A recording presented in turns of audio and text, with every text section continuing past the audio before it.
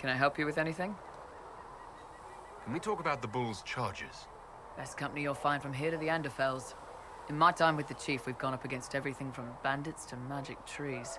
We're expensive, but you'll never doubt we're worth it. Want to know anything in particular?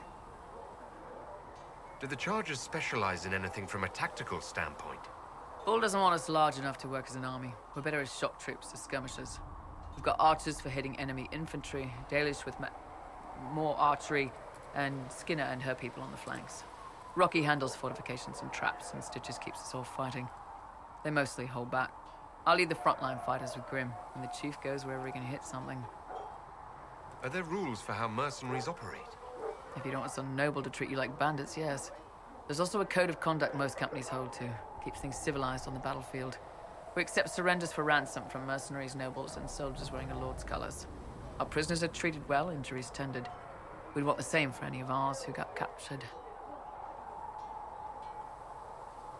You said something about everything from bandits to magic trees. I'll admit to some curiosity. Right. Sylvans. That's what Dalish called them. Apparently spirits can possess trees, too. Some noble in the Dales, and they really don't like it when you call them Dalish nobles, had a haunted forest. His family had abandoned the land, but he wanted it back.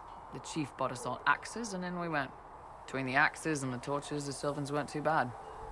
Worst part was the squirrels. We'll talk later.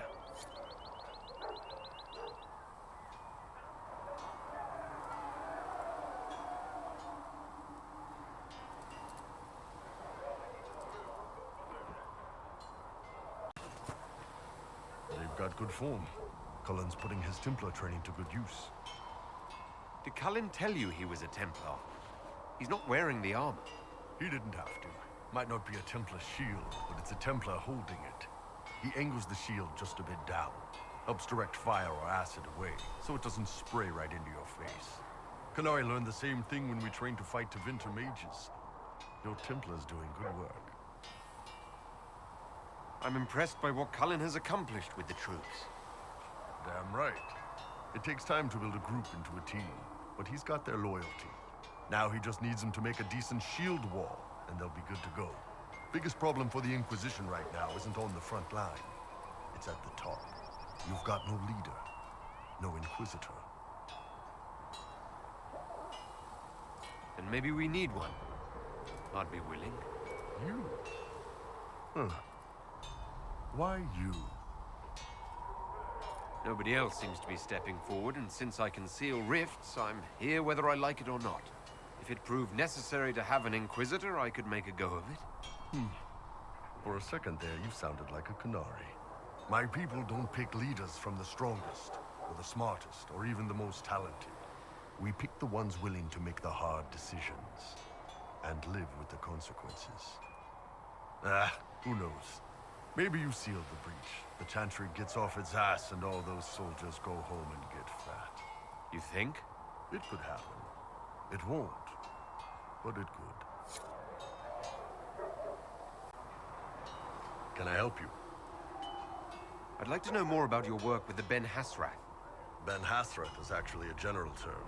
You've got the secret police who investigate problems inside our territory.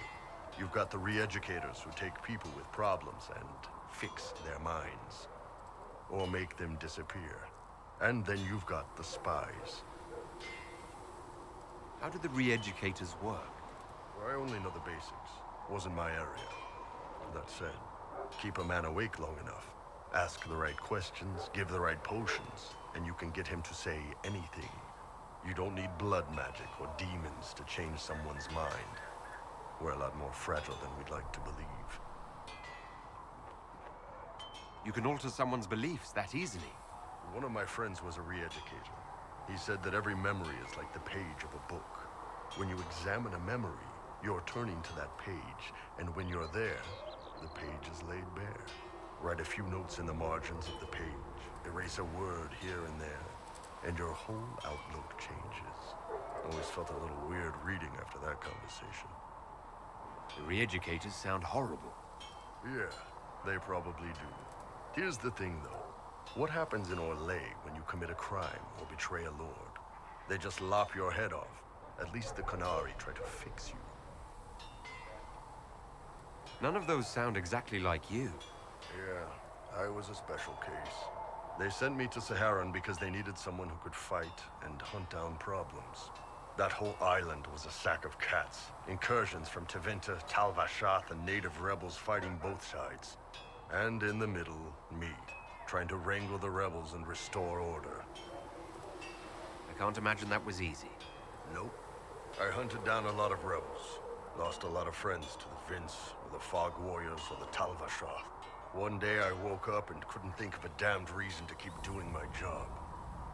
Turned myself into the re-educators. You'd heard what the re-educators did to their prisoners. Yes, I had. I wanted them to fix me like they fixed them. The Ben Hassrath ordered me to go to Orlais, ostensibly as a Tal Vashath, and work undercover. That's how I ended up here. It sounds like you had a rough life under the Qun. What, 3 meals a day and free sex whenever I need it? I came out here for the challenge, boss.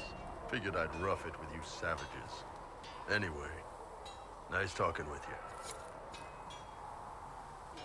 Can I help you? So how did you get the name Iron Bull? I picked it. We don't have names under the Qun. Just, I don't know. Job descriptions, I guess. When I came to Orlais, I chose the Iron Bull for myself. Why specifically Iron Bull? This may surprise you, but I really like hitting things. Also, it's the Iron Bull, technically. I like having an article at the front. It makes it sound like I'm not even a person, just a mindless weapon. An implement of destruction. That really works for me. I'd like to know more about the Qunari. You writing a book? What I've heard about them sounds fascinating. What you've heard was mostly horse shit. All right. What do you want to know? The word Qunari, is that the race or the religion? Both. Kind of. The humans and elves who follow the Qun are the Vidathari. The Qunari who break away from the Qun are Tal Vashath, deserters. What about Qunari who existed before the Qun? The people we came from. They're called the Kossith, but we don't use that word for the race. We came south to Thedas because the Kossith were... I don't know. We had to leave. The stories aren't clear. But I don't expect they look much like us. Whatever they are. How do the Qunari rule themselves? It's pretty simple. We've got the matriarchy, the priesthood, and the military. The priesthood figures out how Qunari should live in theory. The matriarchy makes it work in practice. And the military keeps the Qunari safe from outside threats. Does it actually work like that? Is there much infighting? Not like you're thinking of. People disagree, yeah, but the priests are there to solve disagreements. Here in Orlais, politicking comes from people putting their own gain ahead of the gains of society. If you do that among the Qunari, the Ben Hassrath set you straight. Or kill you. How is everyday life different for Qunari? Depends on your job, I guess. Some are just about the same. A baker in Val Royeaux gets up, gets dressed, and starts work. A baker in Par Vollen does the same thing. They don't care about the Empire or the Qun. Mostly they worry about breaking eggs and hope the dough rises right. It can't be exactly the same. The Qunari have no personal freedoms. How many personal freedoms do you figure that baker in Val Royeaux has? Life isn't about freedom. The baker in Par Vollen wonders if she'll be given enough eggs to do her work. Will they come on time? Will the kitchen workers get her bread while it's fresh, or will they come late and blame her 'cause it's stale? Same crap in Val Royeaux. People are just people. What's it like growing up under the Qun? The Tamasrans raise us in these units of kids all our own age. They're like teachers or chantry sisters. They also help figure out what jobs we should do. They had me pegged for military work early on. When they learned I could hit stuff and lie, they started training me for the Ben Hassrath.